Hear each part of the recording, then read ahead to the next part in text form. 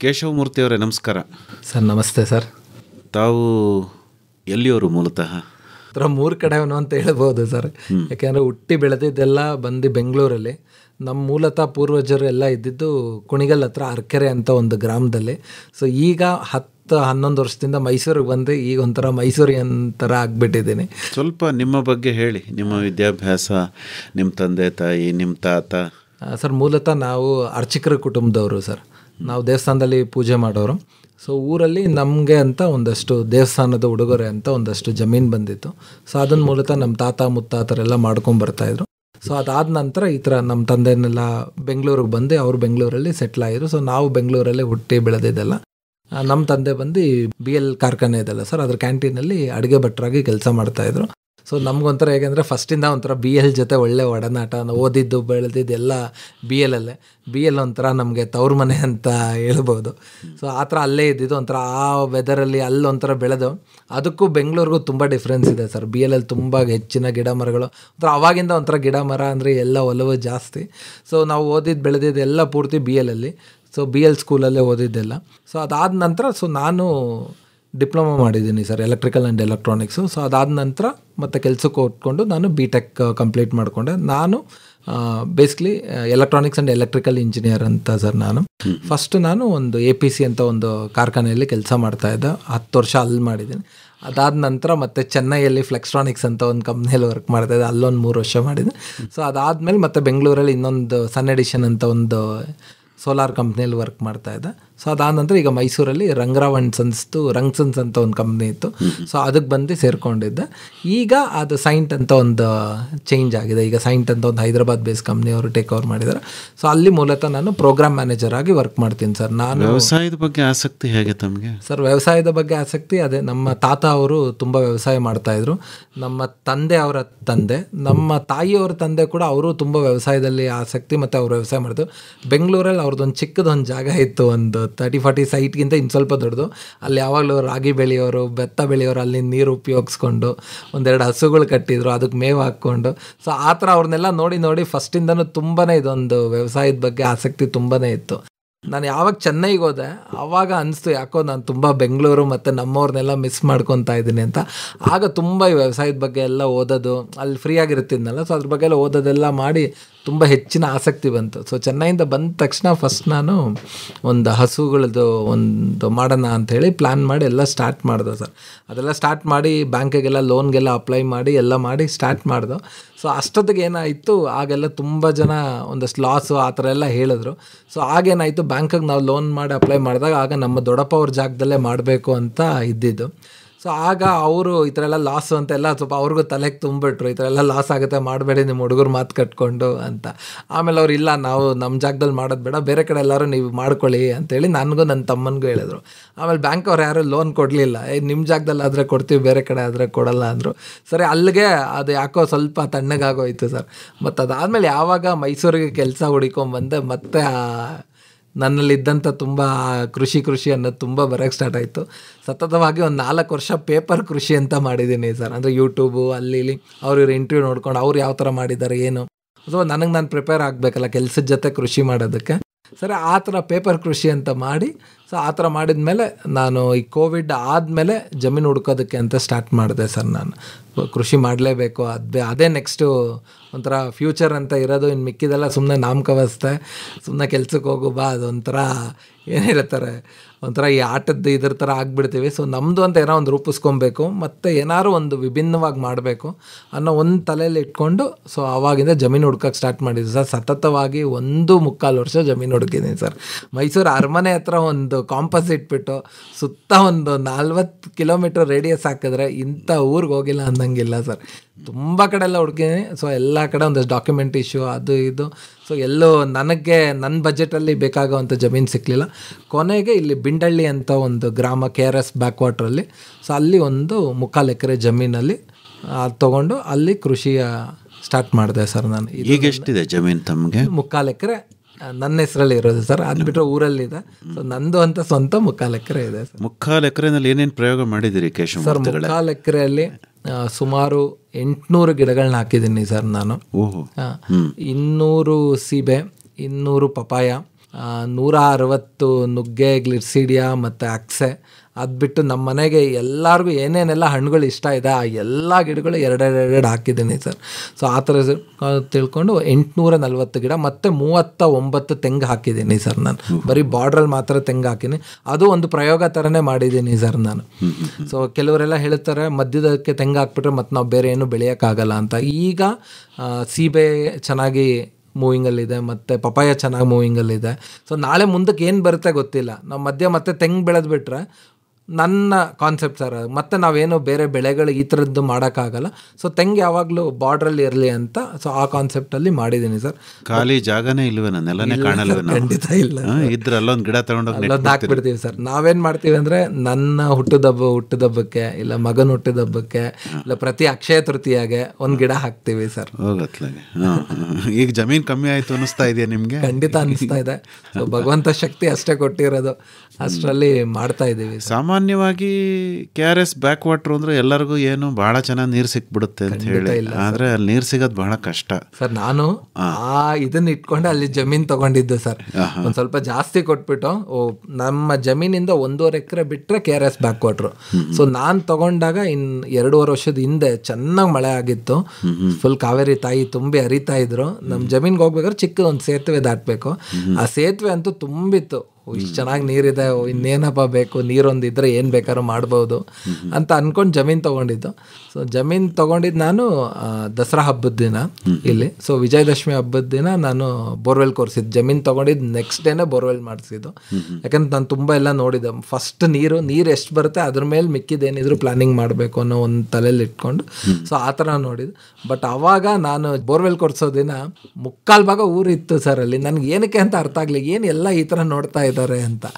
ಆಮೇಲೆ ಗೊತ್ತಾಗಿದೆ ಏನಂದರೆ ಆ ಜಮೀನಲ್ಲಿ ಸಾಕಷ್ಟು ಬೋರ್ವೆಲ್ಗಳು ಕೊರೆಸಿದ್ದಾರೆ, ಒಂದರಲ್ಲೂ ನೀರು ಬಂದಿಲ್ಲ.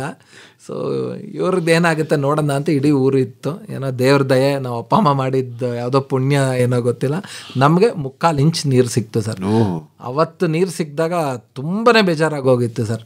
3/4 ಇಂಚ್ ನೀರು ಏನು ಮಾಡೋಣ ಆಳದಲ್ಲಿ ಸರ್? 86 ಅಡಿಗೆ ಫಸ್ಟ್ ನೀರು ಸಿಕ್ತು. ಅದಾದಮೇಲೆ ನನಗೆ ಪಾಯಿಂಟ್ ಮಾಡಿಸಿದವರು ಇನ್ನೂ ಒಂದು ಸೆಲೆ ಇದೆ ಕೆಳಗಡೆ ಅಂದರು. 640 ಅಡಿವರೆಗೂ ಕೊರೆಸ್ತೇವೆ ಸರ್. ಕೆಳಗಡೆ ಎಲ್ಲೂ ಒಂದು ತೊಟ್ಟು ನೀರಿನ ಸುಳಿವೇ ಇಲ್ಲ.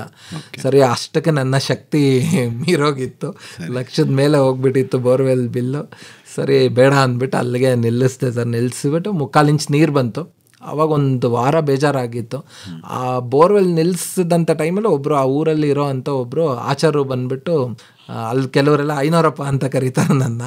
ಸೊ ಐನೋರಪ್ಪ ಬದಿಕೊಂಡ್ರಿ ಬಿಡಿ ಅಂದರು. ಅದೇನಕ್ಕೆ ಅಂತ ನನಗೆ ಅವಾಗ ಅರ್ಥ ಆಗಲಿಲ್ಲ. ಅದಾದ 2 ದಿನ ಆದಮೇಲೆ ಹೇಳಿದ್ರು ಈ ಜಾಗದಲ್ಲಿ ಇಷ್ಟೊಂದು ಬೋರೆಲ್ಲ ಕೊರೆದಿದ್ದಾರೆ, ಯಾರಿಗೂ ನೀರೇ ಸಿಕ್ಕಿಲ್ಲ, ಏನೋ ನಿಮ್ಮ ಅದೃಷ್ಟ ಸಿಕ್ಕಿರೋದು ಅಂತ. ಅವಾಗ ನನಗೆ ನಾನೇ ಸಮಾಧಾನ ಮಾಡಿಕೊಂಡೆ. ಸೊ ಯಾರಿಗೂ ಸಿಕ್ಕಿಲ್ದಿ ನನಗೆ ಸಿಕ್ಕಿದೆ ಅಂದರೆ ಏನೋ ಒಂದು ರೀಸನ್ ಇರುತ್ತಲ್ಲ. ಸೊ ಇದರಲ್ಲೇ ಏನಾದರೂ ಹೊಸ್ದಾಗಿ ಮಾಡಬೇಕು ಅಂತ ಅವತ್ತಿಂದ ಎಲ್ಲ ಥರ ಶೋಧನೆ ಮಾಡೋಕ್ಕೆ ಸ್ಟಾರ್ಟ್ ಮಾಡಿದೆ ಸರ್. ಕಮ್ಮಿ ನೀರಲ್ಲಿ ಹೇಗೆ ನಾವು ಕೃಷಿ ಮಾಡ್ಬೋದು. ಕೆಲವ್ರಿಗೆ ನೀರೇ ವರ ಅಂತಾರೆ. ಸೊ ನನಗೊಂಥರ ನೀರು ಇಲ್ಲದೆ ಇದ್ದಿದ್ದೆ ವರ ಆಯಿತು ಅನಿಸುತ್ತೆ ಸರ್. ಯಾಕಂದ್ರೆ ತುಂಬ ಕಮ್ಮಿ ನೀರಲ್ಲಿ ನಾನು ಆಗ ಇಸ್ರೇಲ್ ಮೆಥಡ್ ಡ್ರಿಪ್ ಇರಿಗೇಷನ್ಸ್ ಬಗ್ಗೆ ತುಂಬ ರಿಸರ್ಚ್ ಮಾಡೋಕ್ಕೆ ಸ್ಟಾರ್ಟ್ ಮಾಡಿದೆ ಸರ್. ನಾವಾಗ ಬೋರ್ವೆಲ್ ಕೊರೆಸಿದ್ದೆ ಈ ದಸರಾ ಟೈಮಲ್ಲಿ. ಆಗ ಒಳ್ಳೆ ಮಳೆ ಬಿದ್ದಿತ್ತು. ಅಕ್ಕಪಕ್ಕದವ್ರು ಎಲ್ಲ ಬಂದು ಇಲ್ಲ ಗಿಡ ಹಾಕ್ಬಿಡಿ ಹೆಂಗಿರೋ ಬೋರ್ ಹೊಡ್ಸಿರಿ, ಇಷ್ಟು ನೀರಿಗೆ ಈ ಗಿಡ ಹಾಕಿದ್ರೆ ಮ್ಯಾನೇಜ್ ಆಗುತ್ತೆ, ಇಲ್ಲ ಅಂದರೆ ಬೇಸಿಗೆಗೆ ಆಗಲ್ಲ ಅಂತ ಎಲ್ಲ ತುಂಬ ತಿಳಿದಿರೋರೆಲ್ಲ ತುಂಬ ಜನ ಹೇಳೋಕ್ಕೆ ಸ್ಟಾರ್ಟ್ ಮಾಡಿದ್ರು. ಅದಕ್ಕೆ ನಾನು ಇಲ್ಲ, ಈ ಮಳೆಗಾಲ ನಾನು ನೋಡಬೇಕು, ನಮ್ಮ ಭೂಮಿಗೆ ಎಲ್ಲೆಲ್ಲಿಂದ ನೀರು ಹರಿದು ಬರುತ್ತೆ, ನಾನು ಹೆಂಗೆ ನೀರು ಬಂದಂಥ ನೀರು ನನ್ನ ಜಮೀನು ಬಿಟ್ಟು ಹೋಗಬಾರ್ದು, ಅದನ್ನು ಹೆಂಗೆ ನಾನು ಸಂಗ್ರಹ. ಯಾಕಂದರೆ ನಂದು ಭೂಮಿ ಇರೋದೇ ಚಿಕ್ಕದು, ಅದರಲ್ಲಿ ಕೃಷಿ ಹೊಂಡ ಅಂತ ಖಂಡಿತ ಮಾಡೋಕ್ಕೆ ಆಗೋದೇ ಇಲ್ಲ. ಕೃಷಿ ಹೊಂಡ ಮಾಡಿದ್ರೆ ಅವ್ರು 2 ಗುಂಟೆ ಜಾಗ ಬೇಕು ಮಿನಿಮಮ್ ಅಂದ್ರೆ ಒಳ್ಳೆ ನೀರು ನಾವು ಹಿಡಿದಿಡ್ಬೇಕು ಅಂತ. ಪ್ಲಸ್ ನನ್ನ ಜಮೀನಲ್ಲಿ 4 ಮರಗಳಿತ್ತು, 1 ಮರನೂ ನಾನು ತೆಗ್ದಿಲ್ಲ. ಒಂದು ದೊಡ್ಡದು ಆಲದ ಮರ ಇದೆ, ಅದೇ 1.5 ಗುಂಟೆ ಜಾಗ ತೊಗೊಂಡಿದೆ. ಒಂದು ಹುಣಸೆ ಮರ ಇದೆ, 2 ಬೇವಿನ ಮರಗಳಿದೆ. ನನ್ನ ಉದ್ದೇಶ ಅಂದರೆ ನಮ್ಮ ಕೈಲಿ ಗಿಡ ಅಂತೂ ಬೆಳೆಸೋಕ್ಕಾಗಲ್ಲ ಅಷ್ಟು ದೊಡ್ಡದು, ಇರೋ ಗಿಡ ತೆಗಿಬಾರ್ದು ಅಂತ. ಸೊ ಇದೊಂದು ತಲೆಯಲ್ಲಿ ಇಟ್ಕೊಂಡು ನಾನು ಒಂದು ಗಿಡನೂ ತೆಗ್ದಿಲ್ಲ ಸರ್. ಸರಿ, ಅದಾದಮೇಲೆ ಬರೋ ನೀರನ್ನ ಹೆಂಗೆ ಉಳಿಸ್ಕೊಳೋದು ಅನ್ನೋ ಒಂದು ಯೋಚನೆ ಮಾಡ್ತಾ ಇದ್ದೆ. ಅದಕ್ಕೂ ಒಂದು 6 ತಿಂಗಳ ಹಿಂದೆ ಒಬ್ರು ಹಿಂಗೆ ನನ್ನ ಸ್ನೇಹಿತರೊಬ್ಬರು ತೋಟ ಮಾಡಿದರು. ಅವರು ಎಲ್ಲ ಕಡೆ ಗಿಡ ಹಾಕ್ಬಿಟ್ಟಿದ್ರು. ಒಂದು ಮಳೆ ಬಂತು, ಹೊಸ ಭೂಮಿ ಫುಲ್ ನೀರು ಕೊಚ್ಕೊಂಬಂತು ಜಮೀನಿಗೆ, ಎಲ್ಲ ಗಿಡ ಎಲ್ಲ ಕೊಚ್ಕೊಂಡು ಹೊರಟೋಯ್ತು ಸರ್. ಮತ್ತು ಇದೇ ಥರ ನಮಗೂ ಆಗಬಾರ್ದಲ್ಲ. ಸೊ ಅದಕ್ಕೆ ಲರ್ನಿಂಗ್ ಫ್ರಮ್ ಅದರ್ಸ್ ಮಿಸ್ಟೇಕ್ ಅಂದ್ಬಿಟ್ಟು ಬೇರೆಯವರ ಇದರಿಂದ ಅಂದ್ಬಿಟ್ಟು ನಾನೇನು ಮಾಡಿದೆ, ಆ ಮಳೆಗಾಲ ಕಾಯ್ದೆ ಸರ್ ತಾಳ್ಮೆಯಿಂದ. ಸೆಪ್ಟೆಂಬರ್ ಡೈಲಿ ಹೋಗೋದು. ಸೊ ಎಲ್ಲಿ ಜೋರ ಮಳೆ ಬಂತು ಅಂದರೆ ಎಲ್ಲಿ ನೀರು ಹರ್ಕೊಂಬಂದಿದೆ ಅಂತ ನೋಡೋದು, ಒಂದಿಷ್ಟು ದೊಡ್ಡ ಪೇಪರ್ ಇಟ್ಕೊಂಡು ಅದ್ರ ಬರ್ಕೊಳೋದು. ಸ್ಕೆಚ್ ಅಂತ ಮಾಡಿ ಅಂದ್ರೆ ಜಮೀನಲ್ಲಿ ನಿಂತಿರೋರಿ ಮಳೆ ಬಂದಾಗ. ಹೌದು. ಸೊ ಬರ್ಕೊಳೋದು ಎಲ್ಲೆಲ್ಲಿಂದ ನೀರು ಬರ್ತದೆ, ಯಾಕಂದ್ರೆ ಅದು KRS ಬ್ಯಾಕ್ ವಾಟರ್ ಅಲ್ಲ. ಸೊ ಅಲ್ಲಿನ ಭೂಮಿ ಹಾಗೆ ಇದೆ ಸರ್, ಅಂದ್ರೆ ನೀರು ಹರಿದು ಬರ್ತಾನೆ ಇರುತ್ತೆ, ಯಾಕಂದ್ರೆ ಅದು ಬ್ಯಾಕ್ ವಾಟರ್ಗೆ ಹೋಗ್ಬೇಕು. ಆ ಪ್ರಕೃತಿನೇ ಅಲ್ಲಿ ಹಂಗಿದೆ, ಪ್ರಕೃತಿ ವಿರುದ್ಧವಾಗಿ ನಾವು ಯಾವತ್ತೂ ಹೋಗ್ಲೇಬಾರ್ದು ಅನ್ನೋದು ನಂಗೆ ತುಂಬಾನೇ ಅದೊಂದು ಅರಿವಿತ್ತು. ಸೊ ಅದಕ್ಕೆ ಎಲ್ಲೆಲ್ಲಿಂದ ನೀರು ಬರುತ್ತೆ ಅನ್ನೋದನ್ನ ಹೋಗೋದು, ಪ್ರತಿ ಒಂದು ಮಳೆಯಲ್ಲೂ ನೋಡೋದು ಎಲ್ಲ ಹರಿದು ಬಂದಿದೆ ನೀರು, ಮತ್ತು ನೀರು ಮಳೆ ಹುಯ್ದು ನಿಂತ ಮೇಲೆ ಎಷ್ಟೊತ್ತು ನೀರು ಹರಿಯುತ್ತೆ, ಯಾವ ಕಡೆ ಹೋಗುತ್ತೆ ಅಂತ ನೋಡಿ. ಸೊ ಅದ್ರ ಪ್ರಕಾರ ಏನು ಮಾಡಿದೆ, ಅಲ್ಲಿ ಎಲ್ಲಿ ನೀರು ಹರ್ಕೊಂಡು ಬರುತ್ತಲ್ಲ ಅಲ್ಲಿ ಯಾವ ಗಿಡಗಳನ್ನ ಹಾಕಲಿಲ್ಲ ಸರ್. ಅಲ್ಲಿ ನಾನೊಂದು ಚಿಕ್ಕದು ನೀರು ನಮ್ಮ ಜಮೀನೊಳಗೆ ಹರಿದು ಇನ್ನೂ ಹೆಚ್ಚಾಗಿ ಬರೋ ಥರ ಒಂದಷ್ಟು ಕಾಲುವೆಗಳ ಥರ ಚಿಕ್ಕದಾಗಿ ಮಾಡಿಕೊಂಡೆ.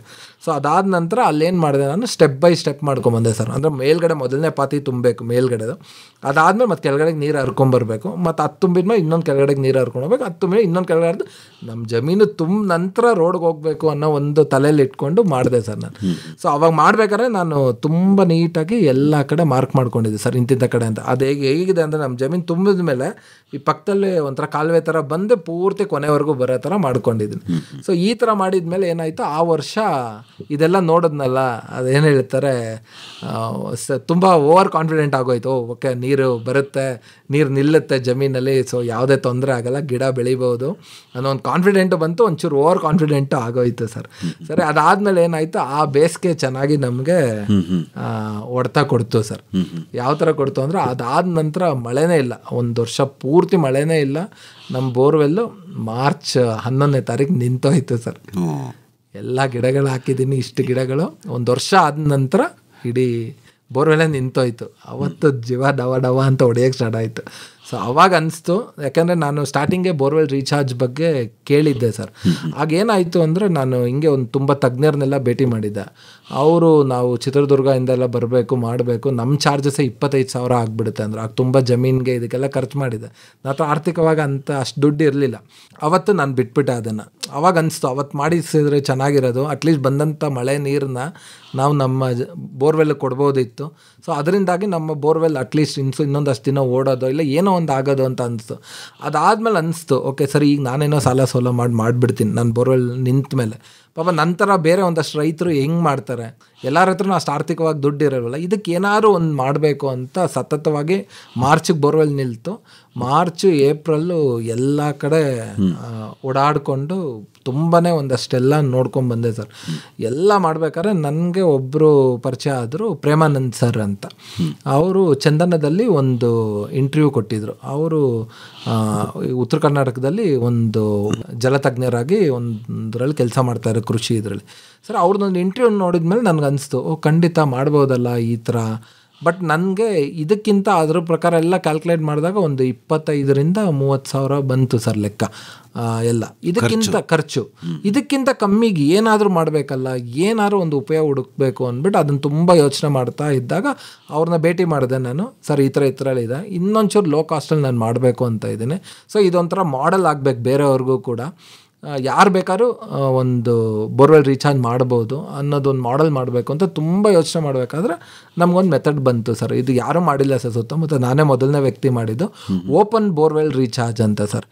ಎಲ್ಲರೂ ಏನು ಮಾಡ್ತಾರೆ ಅಂದರೆ, ಫಸ್ಟು ಪೂರ್ತಿ ಗುಂಡಿ ಹಾಕೋ ಅಂತಾರೆ, ಆಗದ ನಂತರ ಕೆಳಗಡೆ ಒಂದು 40 mm ಜಲ್ಲಿ ಒಂದಷ್ಟು ಹೈಟ್ವರೆಗೂ ಹಾಕ್ತಾರೆ, ಮತ್ತು ಅದ್ರ ಮೇಲೆ ಇನ್ನೊಂದು 20 mm ಜಲ್ಲಿ ಹಾಕ್ತಾರೆ, ಮತ್ತು ಅದ್ರ ಮೇಲೆ ಬೇಬಿ ಜಲ್ಲಿ ಹಾಕ್ತಾರೆ, ಅದ್ರ ಮೇಲೆ ಮತ್ತೆ ಸ್ಯಾಂಡ್ ಹಾಕ್ಬಿಟ್ಟು ಕ್ಲೋಸ್ ಮಾಡಿಬಿಡ್ತಾರೆ. ಆಗ ಅದರೊಳಗಡೆ ಬೋರ್ವೆಲ್ ಒಳಗೆ ನೀರು ಹೋಗ್ತಾ ಇರುತ್ತೆ, ಅದು ಹಂಗೆ ಸೋಸಿ ಬೋರ್ವೆಲ್ ಒಳಗಡೆ ಹೋಗುತ್ತೆ ಸರ್.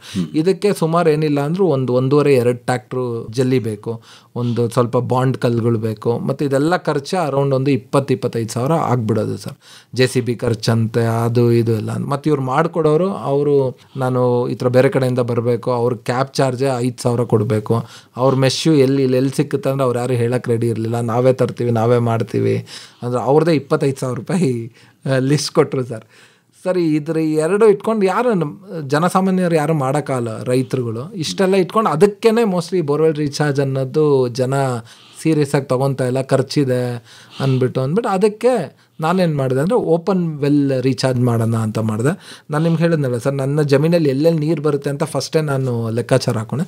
ಸೊ ಆ 2 ಕಡೆ ನಾನು ಪರ್ಕುಲೇಷನ್ ಪಿಟ್ ಅಂತ ಕೇವಲ ಬರೀ 3 ಅಡಿ ಆಳ, ಅದಕ್ಕೆ 3 ಇಂಚ್ದು 2 ರಿಂಗ್ ಹಾಕ್ಬಿಟ್ಟು ಪರ್ಕುಲೇಷನ್ ಪಿಟ್ ಅಂತ ಮಾಡ್ಕೊಂಡಿನಿ ಸರ್. ಅಂದರೆ ನನ್ನ ಜಮೀನಿಗೆ ಹರಿದು ಬರೋ ನೀರೆಲ್ಲ ಅದಕ್ಕೆ ಬರಬೇಕು. ಅಂದರೆ ನಮ್ಮ ಜಮೀನು ಹಿಂಗಿದ ನಂತರ ಅಲ್ಲಿಗೆ ಬರುತ್ತೆ. ಸೊ ಆ ನೀರನ್ನ ನಾವೇನು ಮಾಡಿದೆ, ನಮ್ಮ ಬೋರ್ವೆಲ್ ಪಿಟ್ ಗುಂಡಿಗೆ ಒಂದು ಪೈಪ್ಲೈನ್ ಮಾಡಿಕೊಂಡು ಒಂದು 3 ಇಂಚ್ದು ಪೈಪ್ ಹಾಕ್ಕೊಂಡು ಅಲ್ಲಿಗೆ ತೊಗೊಂಬಂದು ಅಲ್ಲೇನು ಮಾಡಿದ್ವಿ ನಾವು ಒಂದು ಚೇಂಜಸ್ ಅಂದರೆ, ಫಸ್ಟು ಸುತ್ತ ನಾವು ಯಾವ JCB ಏನೂ ಕರೆಸಿಲ್ಲ ಸರ್. ಅಲ್ಲೇ ಊರಲ್ಲಿ ಇದ್ದಂಥ ಸ್ಥಳೀಕರನ್ನ ಕರ್ಕೊಂಡು ನನಗೊಂದು 2,000 ರೂಪಾಯಿ ಖರ್ಚಾಯಿತು ಸರ್ ಸುತ್ತ ತೆಗಿಯೋದಕ್ಕೆ. ಪ್ಲಸ್ ಇದು ಬೋರ್ವೆಲ್ ರೀಚಾರ್ಜ್ ಮಾಡಬೇಕು ಅನ್ನೋರು ಒಂದು ತುಂಬ ತಲೆಯಲ್ಲಿ ಇಟ್ಕೊಬೇಕು ಸರ್. ಕೇಸಿಂಗ್ ಪೈಪು ಮಿನಿಮಮ್ ಅವ್ರು ಏನಿಲ್ಲ ಅಂದರೂ ಒಂದು 20 ಅಡಿ ಆಳಕ್ಕೆ ಕೇಸಿಂಗ್ ಪೈಪ್ ಹಾಕಿರಬೇಕು ಸರ್. ಕೆಲವ್ರು ಏನು ಮಾಡ್ತಾರೆ, ಕಾಸು ಉಳಿಸೋಕ್ಕೆ ಅಂತ ಬರೀ 10 ಅಡಿಗೆ ಬಂಡೆ ಸಿಕ್ತು ಅಂತ ಕೇಸಿಂಗ್ ಪೈಪ್, ಆ ಥರದವ್ರು ಬೋರ್ವೆಲ್ ರೀಚಾರ್ಜ್ ಮಾಡಬಾರ್ದು ಸರ್ ಆ್ಯಕ್ಚುಲಿ. ಯಾಕಂದ್ರೆ ನಾವೇ 7-8 ಅಡಿ ತೆಗ್ದಿರ್ತೀವಿ, ಇನ್ನು ಅಷ್ಟು ಕೆಳಗಡೆ ಭದ್ರತೆ ಇರೋಲ್ಲ, ಮತ್ತು ಅದು ಹಳ್ಳಾಡಿ ಇಲ್ಲ ಲೂಸ್ ಆಗಿ ಶಿಂಕ್ ಆಗಿಬಿಡೋದು, ಆ ಥರ ಸಾಧ್ಯತೆಗಳು ಹೆಚ್ಚಾಗಿರುತ್ತೆ. ಮಿನಿಮಮ್ ನೀವು 20 ಅಡಿ ಕೇಸಿಂಗ್ ಪೈಪ್ ಹಾಕಿದರೆ ಯಾರು ಬೇಕಾದ್ರೂ ಬೋರ್ವೆಲ್ ರೀಚಾರ್ಜ್ ಮಾಡ್ಬೋದು. ನಾವೇನು ಮಾಡ್ದೋ ಅಲ್ಲಿ 10 ಅಡಿ ಆಳ ಅಗಿಬೇಕು ಅಂತ ಸ್ಟಾರ್ಟ್ ಮಾಡಿದೋ ಸರ್, ಜನರನ್ನ ಕರ್ಕೊಂಬಂದು. ಅಗಿತಾ ನನಗೆ 7.25 8 ಅಡಿಗೆ ನನಗೆ ಒಂದು ಬಂಡೆ ಸಿಕ್ಬಿಡ್ತು ಕೆಳಗಡೆ. ಸೊ ಅದಕ್ಕಿಂತ ಕೆಳಗಡೆ ಹೋಗೋಕ್ಕಾಗಲ್ಲ. ಅದು ಸಿಕ್ಕಿದ್ದು ನನಗೆ ಒಂಥರ ಒಳ್ಳೇದೇ ಆಯಿತು.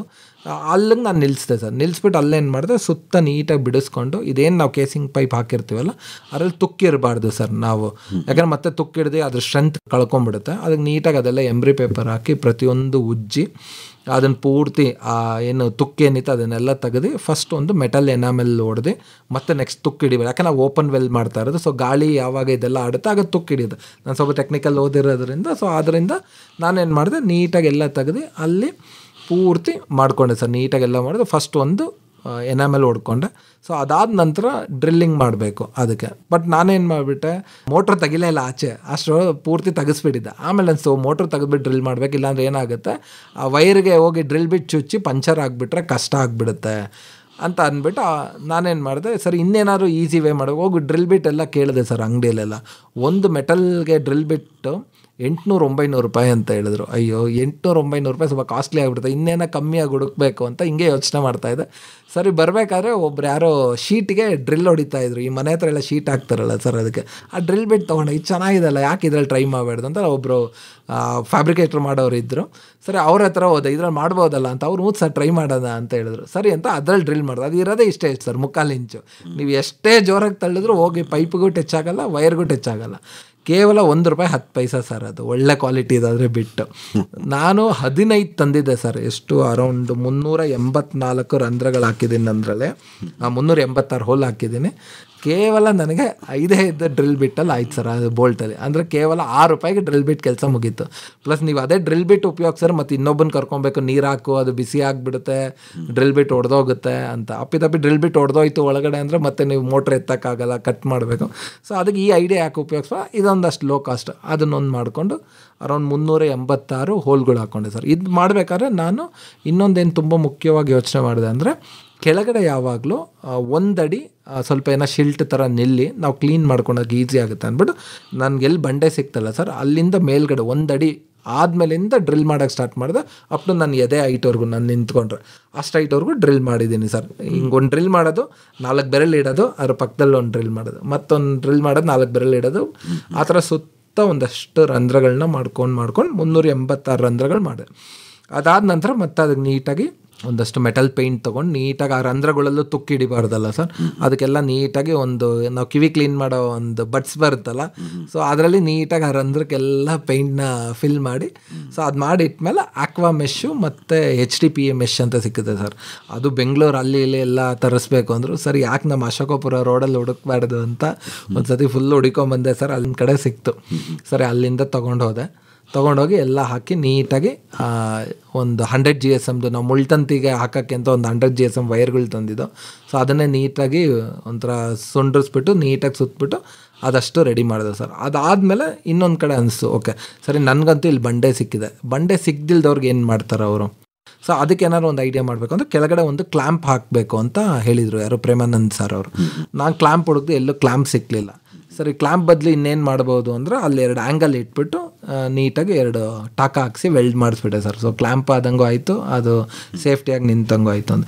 ಸೊ ಇದಾದಮೇಲೆ ನೀಟಾಗಿ ಮೆಶ್ಶೆಲ್ಲ ಕಟ್ಟಿದ ನಂತರ ನಾವು ನೀಟಾಗಿ ಆ ಸಿಮೆಂಟ್ ರಿಂಗ್ಗಳು ತರಿಸ್ಕೊಂಡಿದ್ದೆ ಸರ್. ಫಸ್ಟೇ ನಾನು ನೀಟಾಗಿ ಸಿಮೆಂಟ್ ರಿಂಗೆಲ್ಲ ಬಿಟ್ಬಿಟ್ಟು ಸುತ್ತ ಮಣ್ಣು ಹಾಕ್ಬಿಟ್ಟು ಕ್ಲೋಸ್ ಮಾಡಿಬಿಟ್ಟೆ ಸರ್. ಅದಕ್ಕೆ ಸಿಮೆಂಟ್ ರಿಂಗಿಗೆ 2 ಹೋಲ್ ಮಾಡಿದೆ. ಯಾಕಂದ್ರೆ ನಾನು ಹೇಳಿದ್ನಲ್ಲ ನಿಮ್ಗೆ ಆ ಕಡೆ ಈ ಕಡೆ 2 ಪರ್ಕ್ಯುಲೇಷನ್ ಬಿಟ್ ಅಂತ. ಸೊ ಅದರಿಂದ ಎಲ್ಲ ನೀರು ಬರಲಿ ಅದಕ್ಕೆ ಅಂದ್ಬಿಟ್ಟು 2 ಹೋಲ್ ಮಾಡಿಬಿಟ್ಟು ನೀಟಾಗಿ ಎಲ್ಲ ನೀರು ಬರೋ ಥರ ಮಾಡೋದು. ಪ್ಲಸ್ ಅಲ್ಲೊಂದು ನಮ್ಮದೊಂದು ಶೆಡ್ ಇತ್ತು ಸರ್, ನಾನು ಶೆಡ್ ಮುಂದೆಗಡೆನೇ ಮಾಡಿರೋದು ಸರ್. ಆ ಶೆಡ್ ನೀರನ್ನು ವೇಸ್ಟ್ ಮಾಡಬಾರ್ದು, ಅದು ಪ್ಯೂರ್ ನೀರು, ನಾವೇನು ಫಿಲ್ಟ್ರ್ ಮಾಡೋ ನೆಸೆಸಿಟಿ ಏನಿಲ್ಲ ಸರ್. ಅದಕ್ಕೇನು ಮಾಡಿದೆ, ಹೋಗಿ ಒಂದು ಗಟರ್ ತೊಗೊಂಬಂದ್ಬಿಟ್ಟು ಆ ನೀರನ್ನು ಇದರ ಒಳಗಡೆ ಬಿಡೋಕ್ಕೆ ಅದೊಂದು ಪ್ರಯತ್ನನೂ ಮಾಡಿದ್ವಿ. ಎಷ್ಟು ಖರ್ಚಾಯಿತು ಸರ್? ಅಲ್ಲಿ ನನಗೆ ಕರೆಂಟ್ ಇಲ್ಲ, ನಾನು ಜನ್ರೇಟ್ರ್ ತರಿಸಿದ್ರಿಂದ ನನಗೆ 2,000 ಜಾಸ್ತಿ ಆಯಿತು, ನನಗೆ 15,000 ರೂಪಾಯಿ ಖರ್ಚಾಯಿತು ಸರ್. ನಾನು ಎಲ್ಲ ಸ್ಥಳೀಯದಲ್ಲೇ ತೊಗೊಂಡು ನಾನೇ ಖುದ್ದಂಗೆ ನಿಂತು ಮಾಡ್ಕೊಂಡಿದ್ದು ಸರ್. ಓಕೆ, ಇಷ್ಟೆಲ್ಲ ಪ್ರಯತ್ನಗಳು ಮಾಡಿದ್ಮೇಲೆ ಹೇಗಾಯಿತು ನೀರಿನ ರೀಚಾರ್ಜು ಮತ್ತೊಂದು? ಸರ್ ಅದಾದ ನಂತರ ಆ ಮಳೆಗೆ ಕಾತರದಿಂದ ಕಾಯ್ತಾ ಇದ್ದೆ, ತುಂಬ ನಿರೀಕ್ಷೆಯಲ್ಲಿ. ಸೊ ಅದಾದ ನಂತರ ಮಳೆ ಬಂತು, ಒಂದಿನ ಕೊಡೆ ಹಿಡ್ಕೊಂಡು ಹೋಗಿ ನಿಂತ್ಕೊಂಡು ನೋಡಿದೆ ಹೋಗ್ತಿದ್ಯಾ ಇಲ್ವೋ ನೀರು. ಒಂದಷ್ಟೆಲ್ಲ ಇಷ್ಟೆಲ್ಲ ಖರ್ಚು ಮಾಡಿದ್ದೀವಿ, ಸೊ ಇದನ್ನು ತುಂಬ ಜನಕ್ಕೆ ತಿಳಿಸ್ಬೇಕು ಅನ್ನೋದು ಕೂಡ ಒಂದು ತಲೆಯಲ್ಲಿತ್ತು. ಸೊ ಆವಾಗ ನೀರೆಲ್ಲ ನಿಜವಲ್ಲ ತುಂಬ ನೀಟಾಗಿ ಹೋಗ್ತಾ ಇತ್ತು ಸರ್. ಬಟ್ ಅದರಲ್ಲಿ ನಾನು ಪರ್ಕ್ಯುಲೇಷನ್ ಪಿಟ್ ಮಾಡಿದರೆ ಒಂದು ಸಮಸ್ಯೆ ನಾನು ಮಾಡಿದ್ದೀನಿ ಅಂತ ಅನಿಸ್ತು. ನಾನೇನು ಮಾಡಿದೆ, ಪರ್ಕ್ಯುಲೇಷನ್ ಪಿಟ್ಟಿಂದ ನೀರು ಹೋಗೋದು ಪೈಪ್ನ ಸ್ವಲ್ಪ ಮೇಲೆ ಇಟ್ಕೊಂಡೆ, ಯಾಕಂದ್ರೆ ನಮಗಲ್ಲಿ ಇನ್ನೊಂದು ಚಿಕ್ಕದೊಂದು ಬಂಡೆ ಸಿಕ್ಬಿಡ್ತು, ಇನ್ನು ಕೆಳಗೆ ಕೊರೆಯೋಕ್ಕಾಗಲಿಲ್ಲ. ಆವಾಗ ಅದನ್ನು ನಾನು ಮೇಲ್ಗಡೆ ಬಂದು ಅರ್ಧ ಅಡಿಯಲ್ಲಿ ಇಟ್ಟಿದ್ದೀನಿ, ಅದನ್ನು 1.5-2 ಅಡಿ ಒಳಗಡೆ ಇಟ್ಟರೆ ಹಾಗೆಂದರೆ ಸಣ್ಣ ಪುಟ್ಟ ಮಳೆ ನೀರನ್ನು ಹೋಗುತ್ತೆ. ಇದೇನಾಗ್ತಿದೆ ಅಂದರೆ, ಈಗ ತುಂಬ ದೊಡ್ಡ ಮಳೆ ಬಂದರೆ ಆ ಪರ್ಕ್ಯುಲೇಷನ್ ಪಿಟ್ ತುಂಬುತ್ತೆ, ತುಂಬಿದಂಥ ನೀರೇ ಹೋಗೋದು. ಸೊ ಅದೊಂದು ನನ್ನ ಕಡೆಯಿಂದ ಒಂದು ಮಿಸ್ಟೇಕ್ ಆಯಿತು ಅಂತ ಅನಿಸ್ತು. ಬಟ್ ನಾನೇನು ಮಾಡಿದ್ದೀನಿ, ನನ್ನದೇ ಒಂದು ಚಿಕ್ಕದೊಂದು ಯೂಟ್ಯೂಬ್ ಚಾನಲ್ ಅಂತ ಇಟ್ಕೊಂಡಿದ್ದೀನಿ. ಈಗ ನೀವು ಮಾಡಿದ ಮೇಲೆ ನೀರೆಲ್ಲ ಒಳಗೆ ಹೋದ್ಮೇಲೆ ಆ ಬೇಸಿಗೆ ಹೇಗಿತ್ತು? ಬೋರ್ವೆಲ್ ಏನು ಬತ್ತಲಿಲ್ಲ? ಬತ್ತಲೇ ಇಲ್ಲ ಸರ್, ದೇವರ ದಯೆ. ನಾನು ತುಂಬ ಭಯದಲ್ಲಿದ್ದೆ ಏನಾಗ್ಬಿಡುತ್ತೆ ಈ ಬೇಸಿಗೆ ಅಂತ, ಒಂಚೂರು ಬತ್ತಲೇ ಇಲ್ಲ ಸರ್. ಇನ್ನೊಂದೇನಂದ್ರೆ, ಈ ಬೋರ್ವೆಲ್ 3/4 ಇಂಚ್ ನೀರೇ ಇದೆಯಾ ಅಥವಾ ಏನಾದರೂ ನೀರಿನ ಇಳುವರಿ ಜಾಸ್ತಿ ಆಗಿದೆಯಾ? ಸರ್ ಅದನ್ನು ನನಗೆ ಅಷ್ಟು ಸೂಕ್ಷ್ಮವಾಗಿ ನೋಡೋಕ್ಕಾಗಿಲ್ಲ ಸರ್, ಜಾಸ್ತಿ ಆಗಿದೆಯೋ ಇಲ್ವೋ ಅಂತ. ಯಾಕಂದ್ರೆ ನಾನು ಪೂರ್ತಿ ಡ್ರಿಪ್ ಮಾಡಿಬಿಟ್ಟಿದ್ದೀನಿ ಸರ್. ನಾನು ಹೇಳಿದ್ನಲ್ಲ ನಿಮಗೆ, ಇಸ್ರೇಲ್ ಮೆಥಡಲ್ಲಿ ನಾನು ಡ್ರಿಪ್ ಮಾಡಿದ್ದೀರಿ. ಇಸ್ರೇಲ್ ಸರ್ ಇದೆಲ್ಲ ಏನು ಮಾಡಿದೆ, ನಾನು ನೆಟಾಫಿಲ್ಮ್ ಅಂತ ಒಂದು ಕಂಪ್ನಿ ಅವ್ರದ್ದು ಎಲ್ಲ ಐಟಮ್ಸ್ ತೊಗೊಂಡು, ಸೊ ನಾನೇನು ಮಾಡಿದೆ ಅಂದರೆ, ಯಾವ ಥರ ಡ್ರಿಪ್ಪರ್ಗಳು ಉತ್ತಮ ಅಂತ ಹುಡುಕ್ತಾ ಬಂದೆ ಸರ್. ಕೆಲವರೆಲ್ಲ ಈಗ ಏನು ಹೇಳ್ತಾರೆ, ನಲ್ಲಿ ಪೈಪ್ ಅಂತ ಹಾಕ್ತಾರೆ. ಅದು ಹಾಕಿದ್ರೆ ಏನಾಗುತ್ತೆ ಅಂದರೆ, ಪೈಪಲ್ಲಿ ಈಗ ನಮ್ದೇನು ಲ್ಯಾಟ್ರಲ್ ನೀರು ಬರುತ್ತೆ, ಮೊದಲು ಒಂದು 3-4 ಗಿಡಕ್ಕೆ ಮಾತ್ರ ನೀರು ಬರುತ್ತೆ ಹೆಚ್ಚಾಗಿ, ಕೊನೆಗೆ ಹೋಗ್ತಾ ಹೋಗ್ತಾ ಹೋಗ್ತಾ ನೀರು ಕಮ್ಮಿ ಆಗಿಬಿಡುತ್ತೆ. ಸೊ ಅದನ್ನು ಹೆಂಗೆ ಕಂಟ್ರೋಲ್ ಮಾಡೋದು ಅಂತ ಓಡ್ಬೇಕಾದ್ರೆ PLJ ಡ್ರಿಪ್ಪರ್ ಅಂತ ಬಂತು ಸರ್. ಅಂದರೆ ಎಷ್ಟೇ ಪ್ರೆಷರ್ ಇದ್ದರೂ ಆದರೆ 4 ಲೀಟ್ರ್ ನೀರು ತೊಟ್ಟಿಕ್ಕೋದು. ಸೊ ಈ ಥರ ಡ್ರಿಪ್ಪರ್ಗಳನ್ನ ಹುಡುಕೊಂಡು ಹೋದೆ ಸರ್ ನಾನು. ಕೆಲವುದೆಲ್ಲ ಅಟ್ಯಾಚ್ಮೆಂಟ್ ಇರುತ್ತೆ, ಹಿಂಗೆ ತಿರುಗಿಸಿದ್ರೆ ಜಾಸ್ತಿ ಆಗುತ್ತೆ, ಹಿಂಗೆ ತಿರುಗಿಸಿದ್ರೆ ಕಮ್ಮಿ ಆಗುತ್ತೆ. ಸೊ ಅವೆಲ್ಲ ಹಿಂಗೆ ನೋಡ್ಬೇಕಾದ್ರೆ ಏನಾಗುತ್ತೆ, 6 ತಿಂಗಳಿಗೆ 3 ತಿಂಗಳಿಗೆಲ್ಲ ಬಿಸಿಲು ತಾಪಕ್ಕೆ ಮುರಿದೋಗೋದು. ಸೊ ಅದಕ್ಕೆ ಹೆಚ್ಚಾಗಿ ನಮಗೆ UV ಪ್ರೊಟೆಕ್ಷನ್ ಇರೋ ಅಂಥ ಡ್ರಿಪ್ಪರ್ ಬೇಕು. ಇವಾಗ ನಾನು ₹1 ಜಾಸ್ತಿ ಕೊಟ್ಟರು ಹಾಕಿರೋ ಒಂದು 4-5 ವರ್ಷ ಅದು ಬಾಳಿಕೆ ಬರಬೇಕು. ಸೊ ಇದು ಹುಡುಕ್ತಾ ಇದ್ದಾಗ ನನಗೆ ಇಲ್ಲ ನೆಟಾಫಿಲ್ಮ್ ಇಲ್ಲ ಜೈನ್. ಸೊ ನಾನೊಂದು ಇಸ್ರೇಲ್ ಒಂದು ಕಂಪ್ನಿಯಲ್ಲಿ ಚೆಕ್ ಮಾಡ್ಬೇಕಾದ್ರೆ ಅವ್ರು ಈ ಥರ ಡ್ರಿಪ್ಪರ್ ಅಂತ ಅಲ್ಲಿ ಇತ್ತು. ಸೊ ಅದು ಇಲ್ಲಿ ಯಾರು ಮಾರ್ತಾರೆ ಅಂತ ಹುಡುಕಿದಾಗ ಇವರಿಬ್ಬರೇ ನನಗೆ ಸಿಕ್ಕಿದ್ದು. ಸೊ ಅದು ಕೇಳಿದಾಗ ಎಲ್ಲ ಏನಂದ್ರು, ಇಲ್ಲ ಇದು ಕಟ್ಕೊಂಡ್ಬಿಡುತ್ತೆ, ಇದು ಹಾಕಿದ್ರೆ ವೇಸ್ಟು, ಯಾವ ರೈತರು ತೊಗೊಂಡು ಹೋಗ್ತಾ ಇಲ್ಲ, ಕಟ್ಕೊಳುತ್ತೆ ಅಂದರೆ. ಇದು ಕಟ್ಕೊಂಡೇ ಇಲ್ದಿರೋದಕ್ಕೆ ಏನು ಮಾಡ್ಬೋದು ನಾವು? ಫಿಲ್ಟ್ರೇಷನ್ ಮಾಡಬೇಕು. ಯಾವ್ಯಾವ ಥರ ಫಿಲ್ಟ್ರೇಷನ್ ಇದೆ, ನನ್ನ ಬೋರಿಂದ ಏನೇನೆಲ್ಲ ಫಸ್ಟ್ ಗಲೀಜು ಬರುತ್ತೆ ಅದನ್ನು ನೋಡ್ಕೊಬೇಕು ನಾವು. ಸೊ ಯಾವ ಥರ ಬರುತ್ತೆ, ಶಿಲ್ ಟೆಸ್ಟ್ ಬರುತ್ತೆ, ಇಲ್ಲ ಸಣ್ಣ ಸಣ್ಣ ಕಲ್ಲುಗಳು ಬರುತ್ತೆ, ಅದನ್ನೆಲ್ಲ ನೋಡ್ಕೊಂಡು ನಾನೇನು ಮಾಡಿದೆ, ಒಂದು ಹೈಡ್ರೋಸೈಕ್ಲೋನ್ ಫಿಲ್ಟ್ರ್ ಅಂತ ಫಸ್ಟ್ ಒಂದು ಹಾಕ್ಕೊಂಡೆ ಸರ್. ಸೊ ಅದಾದ ನಂತರ ಮತ್ತು ನಾನೇನು ಮಾಡಿದೆ, ಇನ್ನೊಂದು ಹೊಸದೊಂದು ಡಿಸ್ಕ್ ಫಿಲ್ಟ್ರ್ ಅಂತ ಬರುತ್ತೆ. ಎಲ್ಲ ಏನು ಮಾಡ್ತಾರೆ ಅಂದರೆ, ಈ ಕಾಫಿ ಸೋಸೋ ಥರದ್ದು ಒಂದು ಫಿಲ್ಟ್ರ್ ಇರುತ್ತೆ, ಸೊ ಅದನ್ನು ಹಾಕ್ಬಿಡ್ತಾರೆ. ನಾನು ಅದ್ರ ಬದಲು ಇಲ್ಲ ಡಿಸ್ಕ್ ಫಿಲ್ಟ್ರ್ ಹಾಕೋಣ. ಆ ಡಿಸ್ಕ್ ಫಿಲ್ಟ್ರ್ ಬಂದು ಅರೌಂಡ್ 130 to 140 ಮೈಕ್ರಾನ್ ಅಷ್ಟೇ, ಆ ಸಣ್ಣ ಕಣನ ಅಷ್ಟೇ ಬಿಡೋದು. ಈ PLJ ಡ್ರಿಪ್ಪರು ಅಷ್ಟೇ 150 ಮೈಕ್ರಾನ್ ಇರುತ್ತೆ. ಸೊ ಅದರಲ್ಲಿ ಏನೇ ಗಲೀಜು ಹೋದರೂ ಈ ಡ್ರಿಪ್ಪರಿಂದ ಆಚೆ ಬಂದುಬಿಡಬೇಕು. ಸೊ ಆ ಥರದ್ದೇ ಫಿಲ್ಟ್ರೇಷನ್ ಹುಡುಕಿ ಡಿಸ್ಕ್ ಫಿಲ್ಟರ್ ಅಂತ ಒಂದು ಹಾಕ್ಕೊಂಡೆ ಸರ್. ಸೊ ಅದಾದ ನಂತರ ಈಗೇನಾಗುತ್ತೆ ಅಂದರೆ, ನನಗೆ ಮೊದಲನೇ ಗಿಡಕ್ಕೆ ಎಷ್ಟು ನೀರು ಹೋಗುತ್ತೆ ಅಂದರೆ ಆ ಪ್ರಮಾಣದ ತಕ್ಕನಾಗ, ಅಂದರೆ 2 ಲೀಟ್ರ್ ಅಂದರೆ 2 ಲೀಟ್ರ್ ಹೋಗುತ್ತೆ. ಇವನ್ ಅದೇ ಡ್ರಿಪ್ಪರ್ ನಾನು 10 ಗಿಡಗಳು ಹಾಕಿದ್ದೀನಿ, ಆ ಕೊನೆ ಗಿಡಕ್ಕೂ ಅಷ್ಟೇ ಪ್ರಮಾಣದ ನೀರು ಹೋಗುತ್ತೆ ಸರ್. ತಾವು ಅನುಸರಿಸ್ತಾ ಇರೋ ಕೃಷಿ ಪದ್ಧತಿ ಸಹಜ ಕೃಷಿ. ಯಾಕೆ ಅದನ್ನೇ ಮಾಡಬೇಕು ಅಂದ್ಕೊಂಡ್ರಿ ಸರ್? ಯಾಕೆಂದರೆ ನಾನು ಕೆಲ್ಸಕ್ಕೆ ಹೋಗೋನು. ಸೊ ನನಗೀಗ ಎಲ್ಲೋ ಒಂದಷ್ಟು ಕೆಮಿಕಲ್ ಅದು ಇದು ತೊಗೊಂಬಂದು ಹಾಕಿ ನಾವು ತಿನ್ನೋ ಅಂಥ ಒಂದು ಪದಾರ್ಥ ಯಾವಾಗಲೂ ವಿಷಮುಕ್ತವಾಗಿರಬೇಕು ಅಂತ ಫಸ್ಟಿಂದನೇ ಇತ್ತು. ಸೊ ನಾನು ಕೃಷಿ ಮಾಡೋ ನೆಸೆಸಿಟಿನೇ ಇಲ್ಲ ಸರ್. ವಿಷ ಹಾಕಿರೋದು ತಿನ್ನಬೇಕು ಅಂದರೆ ಅಂಗಡಿಗೆ ಹೋಗಿ ಕೊಂಡ್ಕೊಂಬಂದು ತಿನ್ಬೋದು. ಸೊ ನಾವೇನಾದ್ರು ತಿನ್ನಬೇಕು ಅಂದಾಗ ಅಟ್ಲಿ ವಿಷಮುಕ್ತವಾಗಿರಬೇಕು ಫಸ್ಟು ಅಂದ್ಬಿಟ್ಟು, ಅದರಿಂದಾಗಿ ನಾನು ಕೆಲವರೆಲ್ಲ ಆರ್ಗ್ಯಾನಿಕ್ ಅದು ಇದು ಅಂದರು. ನಾನು ಆರ್ಗ್ಯಾನಿಕ್ಕು ಮಾಡೋದು ಬೇಡ, ಸಹಜ ಕೃಷಿ ಮಾಡೋದು. ಅಂದರೆ ಏನು, ನಮ್ಮ ಪೂರ್ವಜರು ಏನು ಮಾಡೋರು, ಬರೀ ಏನು ಸಗಣಿ ಇದು ಗಂಜಲ ಇದರಲ್ಲೇ ಅಷ್ಟೇ ಮಾಡಬೇಕು, ಅದು ಬಿಟ್ಟು ಬೇರೆ ಇನ್ನೇನು ಹೊರಗಡೆಯಿಂದ ತರಬಾರ್ದು ನಮ್ಮ ತೋಟಕ್ಕೆ. ನಮ್ಮ ತೋಟಕ್ಕಿಂತ ಹೊರಗಡೆ ಹೋದರೆ ಬರೀ ನಾವೇನು ಬೆಳೆದೀವಿ ಹಣ್ಣು ಹಂಪಲುಗಳು ಅಷ್ಟು ಮಾತ್ರ ತೋಟದಿಂದ ಆಚೆ ಹೋಗಬೇಕು ಅನ್ನೋದು ಫಸ್ಟೇ ಇದೊಂದು ನಾನು ಥಾಟ್ ಇಟ್ಕೊಂಡಿದ್ದೆ ಸರ್. ನಿಮ್ಮ ಜಮೀನಿನ ಮಣ್ಣು ಪರೀಕ್ಷೆ ಮಾಡಿಸಿದ್ರ? ಇಲ್ಲ ಸರ್, ಮಾಡಿಸಿಲ್ಲ ಸರ್. ಏನಕ್ಕೆ ಮಾಡಿಸ್ಲಿಲ್ಲ ಅಂದರೆ, ಮಾಡಿಸಿದ್ರೆ ಅದರಲ್ಲಿ ಒಂದು ಹೇಳ್ತಾರೆ ಅದು ಕಮ್ಮಿ ಇದೆ ಇದು ಕಮ್ಮಿ ಇದೆ ಅಂತ. ಈಗ ಒಂದು ಗಿಡ ಬಂದಿಲ್ಲ ಅಂದರೆ ಅದೊಂದು ಕೊರಗು ಮನಸ್ಸಲ್ಲಿ ಉಳ್ಕೊಂಡ್ಬಿಡುತ್ತೆ, ಓ ಒಂದು ಕಮ್ಮಿ ಇತ್ತು ಅದು ಹಾಕಿದ್ರೆ ಗಿಡ ಬಂದಿರೋದೇನೋ ಅಂತ. ಅದು ಬೇಡ. ಸಹಜವಾಗಿ ಏನ್ ಬರುತ್ತೆ ಬರ್ಲಿ. ಓಕೆ, ಹೊರಗಡೆಯಿಂದ ಗೊಬ್ಬರನೂ ಹಾಕಲ್ಲ ನೀವು? ಏನು ಹಾಕಲ್ಲ ಸರ್. ಓಕೆ, ಹೊರಗಡೆಯಿಂದ ಮಣ್ಣು ಹೊಡ್ಸಲ್ಲ? ಇಲ್ಲ ಸರ್. ಓಕೆ, ಹೇಗಿದೆ ಜಮೀನು ಹಾಗೆ ಇದೆ ಸರ್ ಅಲ್ವಾ? ಅದಕ್ಕೆ ನೀವು ಇಳಿಜಾರಿಗೆ ಅಡ್ಲಾಗಿ ತಾವು ಪಾತಿಗಳನ್ನ ಮಾಡ್ಕೊಂಡಿದ್ದೀನಿ. ಈಗ ಅಲ್ಲಿ ನೀರು ನಿಲ್ಲಿಸ್ತೀರಿ. ಹಸಿರೆಳೆ ಗೊಬ್ಬರ ಏನಾದರೂ ಬಳಸ್ತೀರಾ? ಏನು ಮಾಡ್ತೀರಿ? ಸರ್ ನಾನು ಅದಕ್ಕೆ ಗ್ಲಿಸಿಡಿಯಾ ಹಾಕ್ಕೊಂಡಿದ್ದೀನಿ, ನುಗ್ಗೆ ಗಿಡ ಹಾಕ್ಕೊಂಡಿದ್ದೀನಿ, ಮತ್ತು ಅಕ್ಸೆ ಗಿಡಗಳು ಹಾಕ್ಕೊಂಡಿದ್ದೀನಿ. ಸೊ ಅದ್ರದ್ದು ಏನು ತ್ಯಾಜ್ಯ ಬೀಳುತ್ತೆ ಎಲ್ಲ ಅಲ್ಲೇ ಹಾಕ್ತೀವಿ ಸರ್. ಈ ಪ್ರತಿ ಮಳೆಗಾಲ ಸ್ಟಾರ್ಟ್ ಆಗೋಕ್ಕೂ ಮುಂಚೆ ಎಲ್ಲ ಕಟ್ ಮಾಡಿ ನಮ್ಮ ಜಮೀನಲ್ಲಿ ಬಿಟ್ಬಿಡ್ತೀನಿ ಸರ್. ಅದು ಅಲ್ಲೇ ಕಳ್ತ್ಕೊಂಡು ಅಲ್ಲೇ ಹಾಕ್ಬೇಕು. ಅದಲ್ದಿರ ನಾವೇನು ಮಾಡ್ತೀವಿ, ಸ್ಟಾರ್ಟಿಂಗ್ ಒಂದು ಸ್ವಲ್ಪ ಏನಾಯಿತು ಅಂದರೆ ಸರ್, ನಾನು ಸ್ಟಾರ್ಟ್ ಮಾಡಿದ್ಮೇಲೆ ಒಂದು 2 ತಿಂಗಳು ಏನೂ ಗಿಡಗಳು ಡೆವಲಪೇ ಆಗಲಿಲ್ಲ ಸರ್. ಯಾಕಂದರೆ ಅಲ್ಲಿ ಸುತ್ತ ಪೂರ್ತಿ ಹೂವು ಬೆಳೀತಾರೆ, ಎಲ್ಲ ರಾಸಾಯನಿಕ ಹೊಡೆದು ಮಣ್ಣು ಸತ್ತೇ ಹೋಗ್ಬಿಟ್ಟಿದೆ ಸರ್. ಅದರಲ್ಲಿ ಏನು ಜೀವನೇ ಇರಲಿಲ್ಲ. ಸೊ ಅದರ ಗಿಡಗಳು ಎಲ್ಲೋ ಒಂಚೂರು ಬದುಕಿಸ್ಕೊಂಡು ನಾನು ಬದುಕ್ತೀನಪ್ಪ ಅಂತ ಹೇಳೋದು. ಸರಿ, ಅದಕ್ಕೆ ಏನು ಮಾಡಿದೆ, ನಾವು ಒಂಚೂರು ಜೀವಾಮೃತ ಮಾಡಿ ಹಾಕೋಣ ಅಂತ. ಸೊ ಯಾಕಂದರೆ ನಾನು ಕೆಲ್ಸಕ್ಕೆ ಹೋಗೋದ್ರಿಂದ ನನಗಲ್ಲಿ ಹಸು ಸಾಕೋ ಯೋಗ್ಯತೆ ಇಲ್ಲ ಸರ್. ಯಾಕಂದರೆ ಪಾಪ ಅದೊಂದು ಜೀವಿ, ಅದಕ್ಕೆ ಏನು ಬೇಕು ಟೈಮಿಗೆ ನಾವು ಕೊಡಬೇಕು. ಸುಮ್ಮನೆ ಏನೋ ನನಗೊಂದು ಸಗಣಿ ಗೊಬ್ಬರ ಬೇಕು ಅಂತ ಒಂದು ಜೀವಿನ ತಂದು ಗೋಳಿಕೊಂಬಾರ್ದು ಅಂದ್ಬಿಟ್ಟು ಸೊ ನಾನೇನು ಮಾಡಿದೆ, ಹೊರಗಡೆಯಿಂದ ಕಾಸಿಗೆ ಕೊಂಡ್ಕೊಂಡು ಸಗಣಿ ತರ್ತಿದ್ದೆ ಸರ್. ಆ ಊರಲ್ಲಿ ಯಾರ ಹತ್ರನೂ ಒಬ್ಬರ ಹತ್ರ ನಾಟಿ ಹಸು ಇಲ್ಲ ಸರ್. ಸಗಣಿ ತರೋದಕ್ಕೆ ನಾನು ಮೈಸೂರಿಂದ 20 ಕಿಲೋಮೀಟ್ರ್ ದೂರ ಹೋಗಿ ಸಗಣಿನ ಬೈಕಲ್ಲಿ ತೊಗೊಂಬಂದು ಮತ್ತು ತೊಗೊಂಡೋಗಿ ನೆಕ್ಸ್ಟ್ ಡೇ ಬೆಳಗ್ಗೆ ತೊಗೊಂಡೋಗಿ ಜಮೀನಲ್ಲಿ ಜೀವಾಮೃತ ಮಾಡ್ತಾ ಇದ್ದೆ ಸರ್. ಈಗ ಬೆಳೆಗಳನ್ನು ಏನೇನು ಹಾಕಿದಿರಿ, ಹೇಗೆ ಜೋಡಣೆ ಮಾಡಿದಿರಿ, ಹನಿ ನೀರಾವರಿಗೆ ಯಾವ ತರಹ ಲೈನ್ಗಳನ್ನು ಹಾಕ್ಕೊಂಡಿದ್ದೀರಿ, ನಿಮ್ಮ ಜಮೀನನ್ನು ಡಿಸ್ಕ್ರೈಬ್ ಮಾಡ್ಬೋದಾ? ಖಂಡಿತ ಸರ್. ಓಕೆ ಸರ್, ನನ್ನ ಜಮೀನು ಅಗಲ 96 ಅಡಿ ಇದೆ, ಉದ್ದ 386 ಅಡಿ ಇದೆ ಸರ್. ಉದ್ದ ಪೂರ್ತಿ ಬೇಲಿ ಹಾಕಿದ್ದೀರಾ? ಹೌದು ಸರ್. ಯಾವ ಥರ ಬೇಲಿ ಸರ್? ಅದು ತುಂಬಾ ಲೋ ಕಾಸ್ಟ್ ಬೇಲಿ ಮಾಡಿದ್ದೀನಿ, ಮುಳ್ತಂತಿಯಲ್ಲಿ ಹಾಕಿದ್ದೀನಿ. ಕೇವಲ ಬರೀ 4 ಲೈನ್ ಹಾಕಿರೋದು. ಒಂದು ಕಂಬದಿಂದ ಇನ್ನೊಂದು ಕಂಬಕ್ಕೆ 11 ಅಡಿ ಅಂತರ ಬಿಟ್ಟಿದ್ದೀನಿ ಸರ್. ಆದಷ್ಟು ಎಲ್ಲ ಲೋ ಕಾಸ್ಟ್ ಅಲ್ಲಿ ಮಾಡೋಣ ಅಂತ. ಎಷ್ಟು ಖರ್ಚಾಯಿತು ಸರ್? ಬೇಲಿಗೆ ನನ್ಗೊಂದು 40,000 ಆಯ್ತು ಸರ್. ಫೈನ್, ಹೇಳಿ ಸರ್. ಆ ಥರ ಆಯಿತು. ಸೊ ನಾವೇನಂದ್ರೆ ಬೇಲಿ ನೀವು ಏನೇ ಹಾಕಿ ಸರ್, ಜನ ಒಳಗೆ ಬರಬೇಕು ಅಂದರೆ ಕರೆಂಟ್ ಬೇಲಿ ಹಾಕಿದ್ರು ಬಂದೇ ಬರ್ತಾರೆ. ನಮ್ಮ ಉದ್ದೇಶ ಏನಂದರೆ ಆಚೆ ಅಲ್ಲಿ ರೋಡಲ್ಲಿ ಓಡಾಡೋ ಅಂತ ಅಥವಾ ದಾರಿಲಿ ರಸ್ತೆಯಲ್ಲಿ ಓಡಾಡೋ ಅಂತ ಹಸು ಕುರಿ ಇದು ಬಂದು ನಾವು ಹಾಕಿರೋ ಬೆಳೆ ತಿನ್ನಬಾರ್ದು ಅನ್ನೋದು ಅಷ್ಟೇ ನನ್ನ ತಲೆಯಲ್ಲಿ ಇದ್ದಿದ್ದು. ಅದಕ್ಕೆ ತುಂಬ ಹೈಫೈ ಬೇಲಿ ಬೇಡ ಅಂತ ನಾನೇ ಫಸ್ಟು ಡಿಸೈಡ್ ಮಾಡ್ಕೊಂಡಿದ್ದೆ ಸರ್. ಸೊ ಸುತ್ತ ಬೇಲಿ ಮಾಡಿಸಿ ಒಂದು ಚಿಕ್ಕದ ಒಂದು ಗೇಟ್ ಇಟ್ಬಿಟ್ಟು ನಾನು ಸೊ ಒಳಗಡೆ ನಾನೇನು ಮಾಡಿದ್ದೀನಿ ಅಂದರೆ ನನ್ನ ಬೇಲಿಯಿಂದ 15 ಅಡಿ ಆದ ನಂತರನೇ ನಾನು ತೆಂಗು ಹಾಕಿರೋದು ಸರ್. ಅದು ಸುತ್ತ ನನಗೆ ಯಾವಾಗಲೂ ಒಂದು ರಸ್ತೆ ಥರ ಇರಲಿ ಅಂತ ಸರ್ ಸುತ್ತ. ಇನ್ ಕೇಸ್ ನಾಳೆ ನನ್ನ ಆಸೆ ಏನಿರೋದು ಅಂದರೆ ಇನ್ನೊಂದು 5-10 ವರ್ಷ ಆದ ನಂತರ ತೋಟದಲ್ಲೇ ಹೋಗಿ ಮನೆ ಕಟ್ಕೊಬೇಕು ಅಂತ. ಆ ಮನೆ ಕಟ್ಟಕ್ಕೆ ಅಂತ 30 ಅಡಿಗೆ ಯಾವುದೇ ರೀತಿ ಮರಗಳನ್ನ ಹಾಕಿಲ್ಲ ಸರ್. ಅದೊಂದು ಪ್ಲಾನ್ ಮಾಡಿ ಅದಷ್ಟು ಜಾಗ ಬಿಟ್ಕೊಂಡಿದ್ವಿ. ಸೊ ನನ್ನ ಉದ್ದೇಶ ಅಂದರೆ ನಾವು ಸುತ್ತ ಅವಾಗೇನೋ ಹಸು ಏನೋ ನಾನು ಕಟ್ಕೊಂಡ್ರೆ ಸುತ್ತ ನಾನು ಹುಲ್ಲು ಬೆಳ್ಕೊಬೇಕು. ಯಾಕಂದ್ರೆ ಮಧ್ಯೆ ನಾನು ಪೂರ್ತಿ ಹೈ ಡೆನ್ಸಿಟಿ ಫಾರ್ಮಿಂಗ್ ಮಾಡಿದ್ರೆ ಮಧ್ಯೆ ಆಗಲ್ಲ. ಅಟ್ಲಿ ನಮ್ಮ ಬೇಲಿ ಪಕ್ಕದಲ್ಲಿ ಪೂರ್ತಿ ಬೆಳ್ಕೊಳ್ಳೋಣ ಅಂತ ಅದೊಂದು ತಲೆಯಲ್ಲಿ ಇಟ್ಕೊಂಡು ಆ ಥರ ಒಂದಷ್ಟು ಜಾಗ ಬಿಟ್ಕೊಂಡೆ. ಈಗ ಅಲ್ಲೂ ಒಂದು ಸ್ವಲ್ಪ ಬಾಳೆ ಗೀಳೆ ಹಾಕಿದ್ರೆ ಅದು ಬೇಕಾದ್ರೆ ನಾಳೆ ನಾನು ತಕ್ಕೊಬೋದು. ಸೊ ಆ ಥರ ಸುತ್ತ 15 ಅಡಿ ಬಿಟ್ಟ ನಂತರ ತೆಂಗನ್ನ ಹಾಕಿದ್ದೀನಿ ಸರ್ ಮೊದಲನೇದು. ಆ ತೆಂಗಿನಿಂದ ಪ್ರತಿ ತೆಂಗಿಗೆ ಎಷ್ಟು? ತೆಂಗಿನ ತೆಂಗಿ 20 ಅಡಿ ಕೊಟ್ಟಿದ್ದೀನಿ ಸರ್. ಸರ್ ಆ 20 ಅಡಿನೂ ಕೂಡ ಸ್ವಲ್ಪ ಟೆಕ್ನಿಕಲಿ ಯೋಚನೆ ಮಾಡಿ ಕೊಟ್ಟಿದ್ದೀನಿ ಸರ್. ನಾನು ನಾರಾಯಣ ರೆಡ್ಡಿ ಅವರ ತೋಟಕ್ಕೆ ವಿಸಿಟ್ ಮಾಡಿದ್ದೆ. ಅವರು 18 ಅಡಿಗೆ ಸುತ್ತ ಹಾಕಿದ್ದಾರೆ. ಬಟ್ ಅವ್ರದ್ದು ಯಾವುದೋ ಒಂದು ಹಳೆ ವಿಡಿಯೋ ನೋಡಿದ್ದೆ, ಮತ್ತು ನಮ್ಮ ತಮಯ ಗುರುಗಳವ್ರದ್ದು ಒಂದು ಹಳೆ ಒಂದು ವಿಡಿಯೋಸ್ ಎಲ್ಲ ನೋಡಿದ್ದೆ. ಅವ್ರೇನು ಹೇಳಿದ್ರೆ ಸುತ್ತ ನಿಮ್ಗೆ ಎಲ್ಲೂ ತೆಂಗಿನ ತೋಟ ಇಲ್ಲ ಅಂದರೆ ಈ ಪದ್ಧತಿ ಆಗುತ್ತೆ.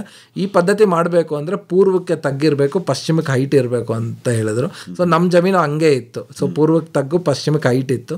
ಸೊ ಎಲ್ಲ ಒಂಥರ ಕೂಡು ಬರ್ತಿದಲ್ಲ, ಸರಿ ಅದೇ ಪದ್ಧತಿ ಮಾಡೋಣ. ಮಧ್ಯಕ್ಕೆ ನನ್ನ ತೆಂಗು ಹಾಕೋ ಪದ್ಧತಿ ಅಂದ್ರೆ ಏನು ಪದ್ಧತಿ? ಅದೇ ತೆಂಗು ಈ ಥರ 20 ಅಡಿಗೆ ಒಂದು ತೆಂಗು ಹಾಕೋ ಪದ್ಧತಿ ಅಂತ. ಒಂದೇ ಸಾಲಲ್ಲ, ಸ್ವಲ್ಪ ಸಾಲು ತಪ್ಪಿಸಿ ಸಾಲ? ಇಲ್ಲ ಸರ್, ಒಂದೇ ಸಾಲು, ಸುತ್ತ ರನ್ನಿಂಗ್ ಸಾಲು.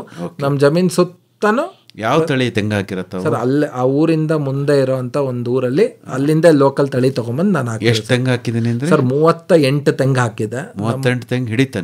ಹಿಡಿತು ಸರ್. 1 ಎಕರೆ ತೆಂಗು, 1 ಎಕರೆ ತೆಂಗು ಹಿಡಿತು ಸರ್. ಮತ್ತೆ ನಾವು ಒಂದು ನಾಯಿ ಸಾಕಿದ್ದು, ಅದು ತೀರೋಯ್ತು. ಅದ್ರ ನೆನಪಿಗೆ ಅಂತ ಮಧ್ಯೆ ಒಂದು ತೆಂಗಿನ ಗಿಡ ಹಾಕಿದ್ವಿ ಒಂದು. ಮತ್ತೆ ನಾವು ಮನೆ ಕಟ್ಟಿದ್ರೆ ನಾ ಹೇಳಿದ್ರೆ ಫಸ್ಟ್ ನಾವು ಅರ್ಚಕರು ಅಂತ ಪೂರ್ವಕ್ಕೆ ಒಂದು ದೇವ ಮೂಲೆಯಲ್ಲಿ ಒಂದು ತೆಂಗಿನ ಸೊಸಿ ಇರಲಿ ಕಲ್ಪವೃಕ್ಷ ಅಂತ ಅಲ್ಲೊಂದು ತೆಂಗು ಹಾಕಿ. ಟೋಟಲ್ ಈಗ 40 ತೆಂಗು ಇದೆ ಸರ್. ಆಯ್ತಪ್ಪ. ಅದು ಬಿಟ್ಟು ಬೇರೆ ಬೇರೆ ಯಾವ ತರ? ಅದು ಬಿಟ್ಟರೆ ತೆಂಗಿನಿಂದ 10 ಅಡಿಗೆ ಸೀಬೆ ಲೈನ್ ಮಾಡಿದ್ದೀನಿ ಸರ್. ಪ್ರತಿ 10 ಅಡಿಗೆ ಒಂದು ಸೀಬೆ ಲೈನ್. ಯಾವ ಸೀಬೆ ಕೇಳ್ಬೋದು ಸರ್? ಅದು LK47 ಮತ್ತೆ ಅಲಹಾಬಾದ್ ಸಫೇದ್ ಅಂತ 2 ಮಿಕ್ಸ್ ಮಾಡಿದ್ದೀನಿ. ಅದು ಕೂಡ ನಾಟಿ ತಳಿನೇ ಹಾಕಬೇಕು ಅಂತ ಸರ್ ನನಗೆ ಇದು. ಅದಲ್ದ್ರೆ ಒಂದು 5-6 ನಾನು ಈ ಜಾಪನೀಸ್ ರೆಡ್ ಡೈಮಂಡು, ಒಂದು ಮತ್ತು ಇನ್ನೊಂದೆರಡು ಈ ಥರದ್ದು, ಅದು ಒಂದು ಹೈಬ್ರಿಡು ಒಂದು 5-6 ಹಾಕ್ಕೊಂಡಿದ್ದೀನಿ. ಅದನ್ನು ಹಾಕಿದ್ದೀನಿ. ಮತ್ತು ಆ 2 ಸೀಬೆ ಮಧ್ಯಕ್ಕೆ ಒಂದು ಪಪಾಯ ಲೈನ್ ಹಾಕಿದ್ದೀನಿ ಸರ್ ನಾನು. ಯಾವುದು ಪಪಾಯ? ಪಪಾಯ ಇಲ್ಲಿ KRS ಇಂದ ಮುಂದೆ ಶ್ರೀರಂಗಪಟ್ಟಣದ ಹತ್ರ ಒಂದು ಕಾವೇರಿ ಕನ್ಯಾ ಗುರುಕುಲ ಅಂತ ಇದೆ, ಅವ್ರದ್ದೊಂದು ಪಪಾಯ ತಳಿ ಹಾಕಿದ್ದೀವಿ. ಸೊ ಅದು ಅವರು ಯಾವುದು ಅಂತ ಹೇಳಿಲ್ಲ, ನಾವೇ ಇಲ್ಲಿ ಮಾಡೋದು ಅಂತ ಹೇಳಿದ್ರು. ಸೊ ಅದು ಕೆಲವರು ರೆಡ್ ಲೇಡಿ ಅಂತಾರೆ, ಕೆಲವರು ಏನೋ ಪಿಂಕ್ ಲೇಡಿ ಅಂತಾರೆ, ಒಂದೊಂದು ಅಂತ. ಅದಲ್ದಿರ ಆ ಊರಲ್ಲಿ ನಾನು ಈಗ ಒಂದು 6 ತಿಂಗಳು ಇದ್ನಲ್ಲ ಸರ್, ಸ್ಟಾರ್ಟಿಂಗ್ ನಾನೇನು ಮಾಡಿದ್ರ ನೀರು ಕಾಯ್ಕೊಂಡು ಅಲ್ಲಿ ಹೋದಾಗ ಅಲ್ಲೊಂದು 2 ಪಪಾಯ ಗಿಡ ಇತ್ತು. ಯಾರು ತಿನ್ನೋರು ಇರಲಿಲ್ಲ. ಅವ್ರು ಕೇಳಿದ್ರೆ ಕಿತ್ಕೊಂಡು ಹೋಗ್ರಿ ಅಂದರು. ಆ ಕಿತ್ತಿ ತಿಂದಂತ ಅಲ್ಲಿ ಬೀಜ ಬಿದ್ದು ಅಲ್ಲೊಂದಷ್ಟು ಸೊಸಿಗಳಾಗಿತ್ತು. ಆ ಎಲ್ಲ ನಾಟಿ ತೊಳೆಯನ್ನು ತೆಗೆದು ಒಂದು ಹೈಬ್ರಿಡು ಒಂದು ನಾಟಿ, ಒಂದು ಹೈಬ್ರಿಡು ಒಂದು ನಾಟಿ, ಆ ಥರ ಹಾಕ್ಕೊಂಡು ಒಂದಷ್ಟು ಪಪಾಯ ಹಾಕಿನಿ. ಮತ್ತು 4 ಸೀಬೆ ಗಿಡದ ಮಧ್ಯಕ್ಕೆ ನೈಟ್ರೋಜನ್ ಫಿಕ್ಸ್, ಯಾಕೆ ನಾವೇನೂ ಹಾಕೋದಿಲ್ಲ, ಅದಕ್ಕೋಸ್ಕರ ನೈಟ್ರೋಜನ್ ಫಿಕ್ಸೇಷನು ಈ ಥರದಕ್ಕೆ ಅಂದ್ಬಿಟ್ಟು ಒಂದು ಗ್ಲಿಸಿಡಿಯಾ, ಒಂದು ಅಕ್ಸೆ, ಒಂದು ನುಗ್ಗೆ ಆ ಥರ ಹಾಕ್ಕೊಂಡು ಹೋಗಿದ್ದೀನಿ ಸರ್ ಸುತ್ತ. ಸೊ ಅದಾದಮೇಲೆ ಪ್ರತಿ 45 ಅಡಿಗೆ ಒಂದು ಬಟರ್ಫ್ರೂಟ್ ಗಿಡ ಹಾಕಿದ್ದೀನಿ ಸರ್ ನಾನು. ನೆಕ್ಸ್ಟ್ ನಾಳೆ ನಾನೇನು ಈ ಒಂದು ಸತಿ ಮಾಡಿದ್ಮೇಲೆ ಅದು ಬೀಜದ ತಳಿನೇ ಹಾಕಿದ್ದೀನಿ ನಾನು, ಯಾವುದು ಟಿಶ್ಯೂ ಕಲ್ಚರು ಆ ಥರ ತಂದು ಹಾಕಿಲ್ಲ, ಯಾಕಂದ್ರೆ ಅದು ನಂಗೆ ನಿಧಾನಕ್ಕೆ ಬರಲಿ ಅಂತ. ಅಷ್ಟಾಗಿ ನಂಗೆ ಈ ಸೀಬೆ ಪಪಾಯ ಎಲ್ಲ ಮುಗಿಲಿ ಅಂತ. ಅದಲ್ದಿರ ನಮ್ಮ ಮನೆಗೆ ಯಾರ್ಯಾರಿಗೆ ಏನೇನು ಇಷ್ಟ ಇದೆ ಎಲ್ಲ ಥರ ಹಣ್ಣಿನ ಗಿಡಗಳು ಹೇಳ್ಬಿಡಿ ಏನೇನು ಅಂತ ಸರ್. ಹಲಸು, ಮಾವು, ಮತ್ತು ನೇರಳೆ, ಪನ್ನೇರಳೆ, ಸೀತಾಫಲ, ದಾಳಿಂಬೆ. ಈ ನಾವೆಲ್ಲ ಚಿಕ್ಕ ವಯಸ್ಸಲ್ಲಿ ಮರ್ಸೇಬು ಅಂತ ತಿಂತಿದ್ದೆ, ಈಗ ಎಷ್ಟೋ ಜನಕ್ಕೆ ಮರ್ಸೇಬೆ ಗೊತ್ತಿಲ್ಲ. ಸೊ ಆ ಮರ್ಸೇಬೆ 2 ಗಿಡ, ಲಕ್ಷ್ಮಣ ಫಲ, ಹನುಮ ಫಲ, ರಾಮಫಲ, ಸೊ ಈ ಥರ ಎಲ್ಲ ಒಂದಷ್ಟು ಗಿಡಗಳು ಎಲ್ಲ ಅಲ್ಲೇ ಸರ್. ಬದುಗಳಂತ ಏನು ಮಾಡಿದ್ನಲ್ಲ ಸರ್, ಆ ಬದುಗಳನ್ನ ವೇಸ್ಟ್ ಮಾಡಿಲ್ಲ.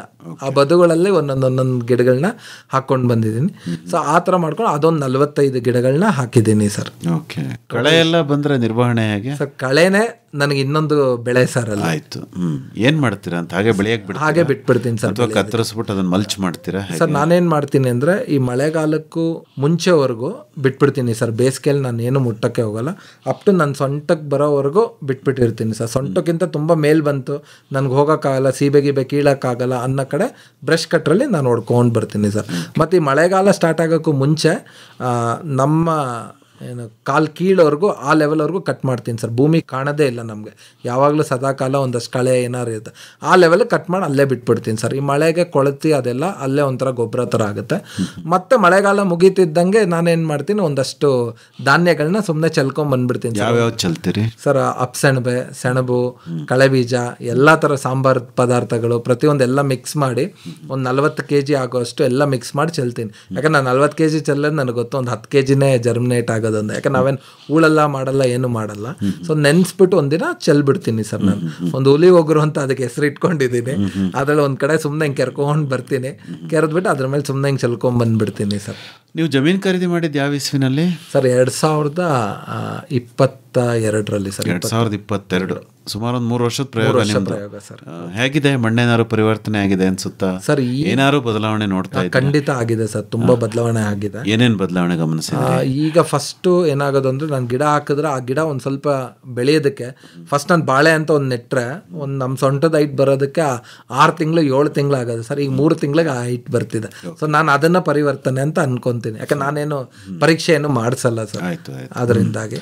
ನೀವು ಆದಾಯದ ದೃಷ್ಟಿಯಿಂದ ಏನು ವ್ಯವಸಾಯ ಮಾಡಲಿಲ್ಲ ಸರ್? ಇದ್ರಲ್ಲೂ ಖಂಡಿತ ಒಳ್ಳೆ ಆದಾಯನ ತಗೊಂಡಿದ್ದೀನಿ ಸರ್. ಹೌದಾ? ಹೇಗೆ? ಸೀಬೆಯಿಂದ ಸುಮಾರು ಅರೌಂಡ್ ಒಂದು 1.5 ಲಕ್ಷದವರೆಗೂ ಸಂಪಾದನೆ ಮಾಡ್ಕೊಂಡಿದ್ದೀನಿ. ಹಾ ಸರ್. ಸಖತ್ 200 ಗಿಡ ಇದೆ ಸರ್. 200 ಗಿಡ? ಹೌದು. ಎಷ್ಟು ಸೀಬೆ ಸಿಗ್ಬೋದು ನಿಮ್ಗೆ ಸರ್? ನಾನು ಸಖತ್ ಸೊಪ್ಪು ಅಂತ ಒಂದು ಮಾರ್ಕೆಟ್ ಇದೆ, ಸೊ ಅಲ್ಲಿ ತಗೊಂಬಂದು ಹಾಕ್ತೀನಿ ಈಗ ಒಂದು 4-5 ತಿಂಗಳಿಂದ. ಅದ್ರ ಮುಂಚೆ ನಮ್ಮ ತೋಟದಲ್ಲೇ ಬಂದು ತಗೊಂಡು ಹೋಗೋರು. 1 kg ಸೀಬೆ 65 ರೂಪಾಯಿ ಕೊಡ್ತಾ ಇದ್ದೆ. ಎಷ್ಟೇ ಬೆಲೆ ಜಾಸ್ತಿ ಆಗಲಿ ಎಷ್ಟೇ ಕಮ್ಮಿ ಆಗಲಿ ನಮ್ಮ ತೋಟದಲ್ಲಿ ಬಂದು ತಗೊಂಡೋದ್ರೆ ಇವತ್ತಿಗೂ ಅಷ್ಟೇ. ಪಪಾಯ ನಾನು 30 ರೂಪಾಯಿಗೆ ಕೊಡ್ತೀನಿ ಸರ್, ನಮ್ಮ ತೋಟದಲ್ಲಿ ಬಂದು ತಗೊಂಡು. ಬಾಳೆ 65 ರೂಪಾಯಿಗೆ ಕೊಡ್ತೀನಿ ಸರ್. ದಾಳಿಂಬೆ 100 ರೂಪಾಯಿ kg ಕೊಡ್ತೀನಿ ಸರ್. ದಾಳಿಂಬೆ ಒಂದು 4 ಗಿಡ ಇದೆ ನಮ್ಮ ಮನೆಗೆ. ಆಗಿ ಮಿಕ್ಕಿದ್ರೆ ಅಷ್ಟೇ ಸರ್ ಬೇರೆಯವ್ರಿಗೆ ಕೊಡೋದು. ಅದು ಬಿಟ್ಟರೆ ನಾವು ಮನೆಗೆ ಅಂತ ಒಂದಷ್ಟು ಸೊಪ್ಪು ತರಕಾರಿ ಎಲ್ಲ ಬೆಳ್ಕೊತೀವಿ ಸರ್. ಮೂಲಂಗಿ, ಬದನೆ, ಮತ್ತು ಎಲ್ಲ ಥರ ಸೊಪ್ಪು ಬೆಳಿತೀವಿ. ಹಸಿಮೆಣ್ಸಿನ್ಕಾಯಿ, ಟೊಮೆಟೊ, ನಮ್ಮ ಮನೆಗೆ ಏನು ಬೇಕು ಅದನ್ನು ಫಸ್ಟ್ ಬೆಳ್ಕೊತೀವಿ ಸರ್. ಅದ್ರ ಮಿಕ್ಕಿದ್ರೆ ಇಲ್ಲ ಸಕ್ಕತ್ ಸೊಪ್ಪು ಅಂತಿದೆ, ಅಲ್ಲಿ ತೊಗೊಂಡೋಗಿ ಮಾರ್ತೀನಿ ಸರ್. Very good. ಸೊ ಸೀಬೆಯಿಂದ ನಿಮಗೆ 1.5 ಲಕ್ಷದ ಮೇಲೆ ಬಂದಿದೆ ಸರ್. ಪಪಾಯನೂ ಹತ್ತತ್ರ ಒಂದು 89,000 ಬಂದಿದೆ ಸರ್. ಆಮೇಲೆ ಇನ್ನೇನು ಆದಾಯ ಕೂಡ ಬೆಳೆ. ಅದಲ್ದಿರ ಏನು ಮಾಡ್ತೀವಿ, ನಮ್ಮ ಆಫೀಸಲ್ಲಿ ತುಂಬ ಜನಕ್ಕೆ ಗೊತ್ತಿದೆ ನಾನು ಈ ಥರ ನ್ಯಾಚುರಲ್ ಫಾರ್ಮಿಂಗ್ ಮಾಡ್ತೀನಿ ಅಂತ. ಎಲ್ಲರೂ ಒಂದ್ಸತಿ ತಿಂದವ್ರು ಮತ್ತೆ ಕೇಳ್ಕೊಂಬರ್ತಾರೆ, ಬಾಳೆಹಣ್ಣು ಚೆನ್ನಾಗಿತ್ತು ಇನ್ನೊಂದು ಕೊಡಿ ಅಂತ. ಸೊ ಅಲ್ಲಿ ಆಫೀಸಲ್ಲೂ ಕೆಲವರು ಇಸ್ಕೊತಾರೆ ಸರ್. ನಾನು ಪರವಾಗಿಲ್ಲ ಬಿಡಿ. ಅಂದರೆ ಈಗ ನೀವು ಒಟ್ಟು ನೀವು ಜಮೀನು ಖರೀದಿ ಮಾಡೋದಕ್ಕೆ ಬೋರ್ವೆಲ್ಲು ಮತ್ತೊಂದು ಮಗದೊಂದು ಒಟ್ಟು ಎಷ್ಟು ಇನ್ವೆಸ್ಟ್ ಮಾಡಿರ್ಬೋದು? ಜಮೀನ್ಗೆ ತುಂಬ ಜಾಸ್ತಿ ಆಗೋಯ್ತು ಸರ್. ಎಲ್ಲ ಅರೌಂಡ್ ಒಂದು 20 ಲಕ್ಷದ ಮೇಲೆ ಆಗಿದೆ ಸರ್. ಹೌದಾ? ಎಲ್ಲ ಸೇರಿ 20 ಇನ್ವೆಸ್ಟ್ಮೆಂಟ್. ಹಾಂ ಸರ್. ಓಕೆ. ಅದನ್ನು ಬ್ಯಾಂಕಲ್ಲಿ ಇಟ್ಟಿದ್ರೆ ಬಡ್ಡಿನೇ ಚೆನ್ನಾಗಿ ಬರೋದು ಅಂತ ಅನ್ಸಲ್ವ? ಬಟ್ ಈ ಖುಷಿ ಸಿಕ್ಕಲ್ವಲ್ಲ ಸರ್. ಕರೆಕ್ಟ್. ಈ ಖುಷಿ ಬಂದ ಈಗ ವರ್ಷಕ್ಕೆ ನಿಮಗೆ 1.25-2 ಲಕ್ಷ ಆದಾಯ ಅಂತೀರಿ, ಖರ್ಚೇನಾಗಿರಲ್ವಾ ಸರ್? ನಂದೇನು ಖರ್ಚೇ ಇಲ್ವಲ್ಲ ಸರ್, ಸ್ಟಾರ್ಟಿಂಗ್ ಅಷ್ಟೇ ಖರ್ಚು. ನಾನೇನು ಎಲ್ಲಿಂದ ಒಂದು ರಸಗೊಬ್ಬರ ತಂದು ಹಾಕಲ್ಲ. ಒಂದು ಸತಿ 150 ರೂಪಾಯಿ ಕೊಟ್ಟು ವೇಸ್ಟ್ ಡಿಕಂಪೋಸರ್ ತಂದಿದ್ದೆ. ಅದನ್ನು ಪ್ರತಿ ಸತಿ 2 kg ಬೆಲ್ಲ ಹಾಕ್ತೀನಿ. ತಿರುಗಿ ಆ ಬೆಲ್ಲನೂ ನಾನು ನಮ್ಮ ದೇವೇಗೌಡ್ರ ಹತ್ರ ತೊಗೊತೀನಿ. ಅವ್ರೇನು ಮಾಡ್ತಾರೆ, ಆ ವೇಸ್ಟ್ ಅಂತ ಏನಿರುತ್ತೆ ಬೆಲ್ಲ, ಅದು ಅಗ್ರಿಕಲ್ಚರ್ ಬೆಲ್ಲ ಅಂತ ಮಾರ್ತಾರೆ. ಅದು 40 ರೂಪಾಯಿ kg ಕೊಡ್ತಾರೆ, ಸಾವಯವ ಬೆಲ್ಲನೇ. ಮನೆಗೆ ಬೆಲ್ಲ ತೊಗೊಳಕ್ಕೆ ಹೋದಾಗ ಅದ್ರ ಜೊತೆ ಇದನ್ನು ತೊಗೊಂಬಂದು ಇಟ್ಕೊತೀನಿ. ಸೊ ಅದು ಕೂಡ ನನ್ನ 3/4 ಎಕರೆ ಆಗಿರೋದ್ರಿಂದ ನನಗೆ ಒಂದು 200-300 ಲೀಟ್ರ್ ಆದರೆ ತುಂಬಾ ಆಗೋಯ್ತು ಸರ್. ವಾರಾಂತ್ಯದ ಕೃಷಿಕರು ಅಥವಾ ಪ್ರತಿ ದಿವಸ ಹೋಗ್ತೀರಾ ಜಮೀನಿಗೆ? ಸರ್ ಅದು ಡಿಪೆಂಡ್ ಸರ್. ಓಕೆ. ಕೆಲಸ ಹೇಗಿರುತ್ತೆ ಅದ್ರ ಮೇಲೆ ಆಲ್ಮೋಸ್ಟ್ ಆಲ್ ಇದ್ದೇ ಇರ್ತೀನಿ ಸರ್. ಸಮಯ ಸಿಕ್ತು ಅಂದರೆ ನಾ ತೋಟ ಅಂತ ಹೇಳಲ್ಲ, ಶ್ರೀಹರಿವನ ಅಂತ ಹೆಸರಿಟ್ಕೊಂಡಿದ್ದೀನಿ. ಸೊ ಮನೇಲಿ ಎಲ್ಲರೂ ಅಷ್ಟೇ, ಎಲ್ಲಿದ್ಯಾ ಅಂದ್ರೆ ಶ್ರೀಹರಿವನ. ಮಗ ಕೇಳಿದ್ರು ಹಾಗೆ, ಅವನು ಎಲ್ಲೋಗಿದ್ದಾರೆ ಅಂದ್ರೆ ಅಪ್ಪ ಅದೇ ಥರ. ಮನೆಯವರ ಆಸಕ್ತಿನೂ ಚೆನ್ನಾಗಿದೆ, ತುಂಬ ಚೆನ್ನಾಗಿದೆ ಸರ್. ಅವರೆಲ್ಲರ ಆಸಕ್ತಿ ಇರೋದಕ್ಕೆ ಇವತ್ತು ಶ್ರೀಹರಿವನ ಸ್ವಲ್ಪ ಚೆನ್ನಾಗಿ. ಹೆಂಡತಿನೂ ಬಂದು ಕೆಲಸ ಮಾಡ್ತಾರೆ? ಹಾಂ ಸರ್, ಎಲ್ಲರೂ ಮಾಡ್ತಾರೆ. ಹೌದಾ ಸರ್? ಹೆಂಡತಿ ಮಾಡಿದ್ದಾರೆ, ನಮ್ಮ ತಾಯಿ ಮಾಡಿದ್ದಾರೆ, ನಮ್ಮ ಹೆಣ್ಕೊಟ್ಟು ಮಾವನ ಕೈಲಿ ಕೆಲಸ ಮಾಡಿಸ್ಬಿಟ್ಟಿದ್ದೀನಿ. ನನ್ನ ಮಗನೂ ಮಾಡಿದ್ದಾನೆ, ಅವ್ನು 7 ವರ್ಷ. ಒಳ್ಳೆಯದು. ಕೇಶವಮೂರ್ತಿಗಳ ಹೆಚ್ಚಿನ ಮಾಹಿತಿಗೆ ನಿಮ್ಮನ್ನೇ ನೇರವಾಗಿ ಸಂಪರ್ಕ ಮಾಡಬೇಕು ನಮ್ಮ ಕೇಳಿದ್ರು ಅಂದರೆ, ಸಂಪರ್ಕಕ್ಕಾಗಿ ನಿಮ್ಮ ಮೊಬೈಲ್ ಸಂಖ್ಯೆನ ಕನ್ನಡದಲ್ಲಿ ಹೇಳಿ ದಯಮಾಡಿ. Sir 9741276061 sir. ಇನ್ನೊಮ್ಮೆ ಹೇಳ್ತೀರಾ ಸರ್? 9741276061 ಸರ್. ಇನ್ನೂ ಒಂದು ಸರಿ ಹೇಳ್ಬಿಡಿ. 9741276061. ಒಳ್ಳೆಯದು ಕೇಶವಮೂರ್ತಿಗಳೇ, ಇದುವರೆಗೂ ಸಹಜ ಕೃಷಿಯ ನಿಮ್ಮ ಅನುಭವಗಳನ್ನು ಭಾಳ ಸ್ವಾರಸ್ಯಕರವಾಗಿ ನಮ್ಮ ಜೊತೆ ಹಂಚ್ಕೊಂಡ್ರಿ. ಭಾಳ ಚೆನ್ನಾಗಿದೆ ನಿಮ್ಮ ಪ್ರಯೋಗ. ನಮ್ಮ ರೈತರು ಕೂಡ ನಿಮ್ಮ ಜಮೀನನ್ನು ನೋಡಲಿ, ಬೋರ್ವೆಲ್ ರೀಚಾರ್ಜನ್ನು ಗಮನಿಸಲಿ ಅಂತ ನಾವು ಆಶಿಸ್ತೇವೆ. ವಂದನೆಗಳು, ನಮಸ್ಕಾರ ಸರ್. ಧನ್ಯವಾದಗಳು ಸರ್.